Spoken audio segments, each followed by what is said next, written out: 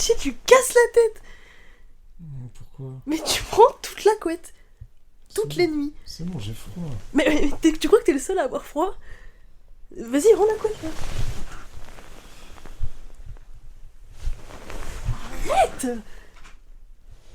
Vas-y, on partage là. Mais j'ai froid, viens me faire un câlin au moins. Non, je veux la couette. Vas-y.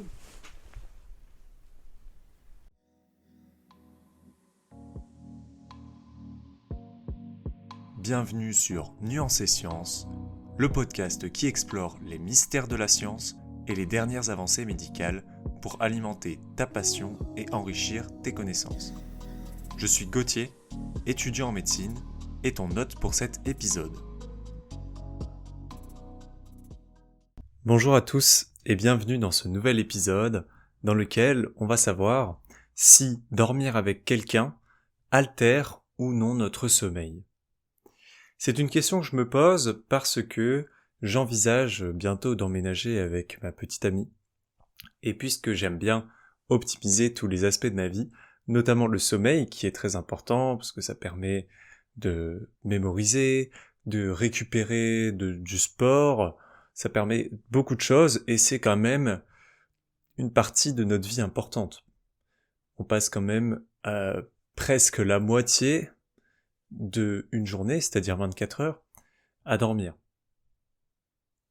Donc, c'est quand même quelque chose d'important et dont il faut prendre soin. Par exemple, en ayant un bon matelas, en étant dans un environnement avec une bonne température, sans nuisance sonore, etc. Et puisque j'aimerais continuer à rester dans cette optique d'avoir un bon sommeil, eh bien, j'ai voulu savoir, est-ce que c'était une bonne idée d'emménager avec ma copine du point de vue du sommeil? Est-ce que ça n'allait pas altérer mon sommeil, ce qui est important pour moi, et d'autant plus que j'ai des études dans lesquelles il faut mémoriser beaucoup de choses, et on sait très bien que le sommeil a une grande implication dans la mémorisation. Eh bien, il faut que j'en prenne soin. Donc, j'ai trouvé peu d'études sur le sujet. C'est quelque chose qui n'est pas encore beaucoup étudié, mais j'ai quand même quelques résultats. Donc en fait, initialement, la manière à peu près la plus simple d'étudier le sommeil, c'est de faire de l'actigraphie. Donc l'actigraphie, en fait, c'est l'étude des mouvements, en quelque sorte. Ça consiste simplement à mettre au poignet d'une personne un accéléromètre. Donc c'est ce qu'on a par exemple dans notre téléphone pour capter si on a fait un pas. Et cette machine permet de voir si la personne fait des mouvements. Donc classiquement, on bouge quand on est éveillé. Donc on peut, par extension, savoir si une personne est éveillée ou si une personne dort. Donc c'est utilisé en clinique par des médecins pour pouvoir diagnostiquer des insomnies, par exemple, ou si une personne a des troubles du rythme circadien, par exemple si elle se met à faire des longues siestes pendant la journée, eh bien on va le voir grâce à l'actigraphie. Donc des études ont utilisé cette technique et elles ont montré qu'il y avait a priori une détérioration de la qualité du sommeil en dormant avec quelqu'un parce qu'on observait une augmentation des mouvements. Et cette augmentation des mouvements, on l'interprète comme étant quelque chose de négatif pour la qualité du sommeil. Puis vient ensuite d'autres études un petit peu plus poussées qui utilisent maintenant la polysomnographie. Donc là, c'est quelque chose de beaucoup plus complexe qu'on ne peut pas faire dans l'environnement normal de la personne. On ne peut pas lui donner le mécanisme, l'outil de mesure et qu'elle rentre chez elle pour qu'on étudie à distance. Là, il faut aller dans un laboratoire pour faire ça, puisque c'est tout un système d'analyse qui permet de voir l'activité cérébrale, le mouvement des yeux et plein d'autres choses pendant le sommeil. Et ces études, elles permettent de distinguer pendant que quelqu'un dort, pendant quelle phase du sommeil elle se trouve. Donc les phases du sommeil, j'en ai parlé dans le précédent épisode, le fait qu'il y avait notamment le REM sleep, ce qu'on appelle le sommeil paradoxal en français, qui correspond à la période pendant laquelle on fait nos rêves, tout ça pour relier à l'épisode précédent. Donc en fait, il y a eu des études qui ont utilisé cette méthode de mesure, et elles ont montré quelque chose d'extrêmement intéressant. En effet, quand 2 personnes dorment ensemble, on a une augmentation de 10% du temps passé en sommeil paradoxal pendant notre nuit. Et ça a de grandes implications, puisque le sommeil paradoxal, il est non seulement relié au rêve, mais il est également relié à plein d'autres choses, comme par exemple la mémoire épisodique, c'est-à-dire se rappeler des événements qu'on a eus dans la journée. Mais surtout, c'est une période du sommeil qui améliore les qualités de sociabilisation. En fait, pendant le REM sleep, il y a certaines régions cérébrales qui sont reliées à l'intelligence sociale, le fait de savoir discuter avec quelqu'un, d'avoir de l'empathie, etc. Eh bien, ces régions sont activées pendant le REM sleep et elles sont renforcées.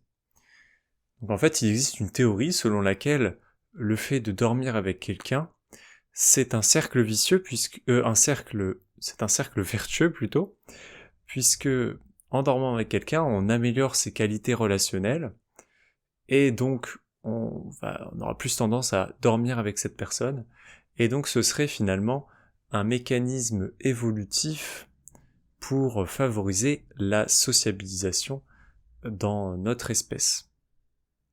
Une deuxième observation qui a été faite, c'est que non seulement le sommeil paradoxal était augmenté, mais il était également moins fragmenté. Donc il y a moins de réveil pendant le sommeil paradoxal. Donc malheureusement, si tu as bien écouté le dernier épisode, ça veut dire que potentiellement il y aurait on se rappellerait moins de nos rêves, mais c'est un argument en faveur du fait qu'on va bénéficier de tous les bienfaits du sommeil paradoxal. Et puis, dernière chose, enfin plutôt avant-dernière chose qui a été observée et qui est très intéressante, c'est que les phases du sommeil entre les individus étaient synchronisées. C'est-à-dire que quand on dort avec quelqu'un, il y a un mécanisme qu'on ne comprend pas encore qui fait que nos phases du sommeil vont être synchronisées. Quand on va être en sommeil paradoxal, notre partenaire va l'être aussi. Quand on va être en sommeil lent profond, eh bien notre partenaire va l'être aussi, avec un certain degré d'exactitude, peut-être avec un petit retard, mais en tout cas c'est synchronisé. Et la dernière observation qui a été faite, c'est que cette synchronisation, elle dépend de la profondeur de la relation avec le partenaire. Plus notre relation est profonde, plus on connaît notre partenaire, et plus nos phases du sommeil vont être synchronisées. On ne connaît pas encore les implications que ça peut avoir, notamment sur la qualité de la relation, mais c'est quelque chose qu'on a observé et qui est tout à fait étonnant. Évidemment, ces résultats sont à prendre en compte en fonction de ta situation. Il a été montré que, par exemple, dans des situations où la relation avec le partenaire est conflictuelle, il peut y avoir des altérations de la qualité du sommeil, et les bienfaits ne pourraient pas être les mêmes.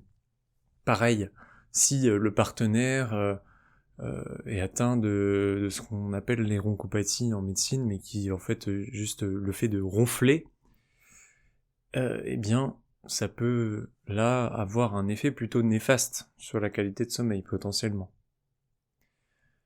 Ou bien d'autres choses simplement sur le mode de vie. Si le partenaire a un travail qui lui demande de se lever tôt le matin, peut-être que ça va nous réveiller pendant la nuit et altérer notre qualité de sommeil. Donc voilà, ces résultats sont à prendre avec des pincettes et surtout à adapter en fonction de ta situation. Et il faut pas non plus que ça devienne un tabou d'avoir besoin de faire chambre à part pour pouvoir prendre soin de son sommeil. Ça peut être une solution tout à fait envisageable dans certaines situations, et il faut pas se dire bah non, c'est pas grave, malgré tous les effets négatifs que ça peut avoir sur le ressenti subjectif de la qualité de ton sommeil. Eh bien peut-être que ce ressenti subjectif il est vraiment réel, et que si tu sens que ta qualité de sommeil est altérée, eh bien c'est peut-être qu'elle l'est réellement, et que tu devrais prendre ça en considération pour prendre le meilleur choix possible.